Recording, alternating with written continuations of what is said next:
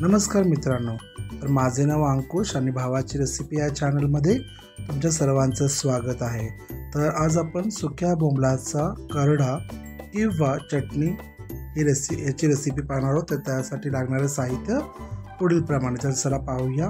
या ठिकाणी सुके बोंबील छान स्वच्छ करून त्याला बारीक करून घेतलेला आहे। तसेच या ठिकाणी 20 ते 25 तिखट हिरव्या मिरच्या घेतलेल्या आहेत, 10 ते 12 लसणाच्या पाकळ्या, थोडीशी कोथिंबीर आणि जिरं या ठिकाणी घेतलेलं आहे। तर आपण याला छान तेलामध्ये परतून घेणार। तर बघूया पुढची कृती। तर या ठिकाणी एका पॅनमध्ये आपण पॅन गरम करण्यासाठी ठेवलेला आहे। त्या पॅनमध्ये आपण साधारणतः 2 चमचे तेल घेणार आहोत आणि त्या तेलामध्ये हे स्वच्छ केलेले बोंबील, बारीक तुकडे केलेले बोंबील आपण छान कुरकुरीत होईपर्यंत त्याला आपण तळून घेणार आहोत। छान आपल्याला त्याला लालसर कलर येईपर्यंत आपल्याला ते बोंबील तळून घ्यायचे आहे।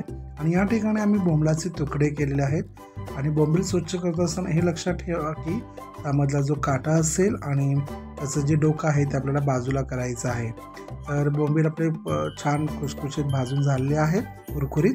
तर तसेच आपण याच पॅनमध्ये साधारणतः 2 चमचे तेल घेऊन आपण त्यामध्ये हिरव्या मिरच्या, लसणाच्या पाकळ्या आणि जिरं हे भाजून घेणार आहोत, म्हणजेच तळून घेणार आहोत। छान याचा देखील कलर चेंज होईपर्यंत आपल्याला यांना परतून घ्यायचं आहे।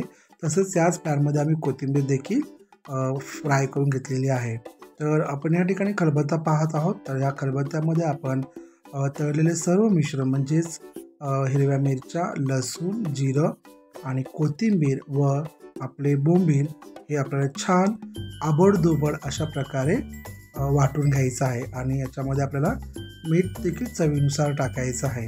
आपल्याला जास्त बारीक करायचं नाही, चटणीच म्हणजे करडा करायचा आहे, तो आबडधोबड असतो। आणि मग अशा प्रकारे आपण वाटून घेतल्यानंतर त्याच पॅनमध्ये साधारणतः आपल्याला 3 चमचे तेल घ्यायचं आहे आणि हे जे वाटलेलं मिश्रण आहे खलबत्त्यामधलं बोंबलाचं ते आपण याच्यावरती परतून घेणार आहोत।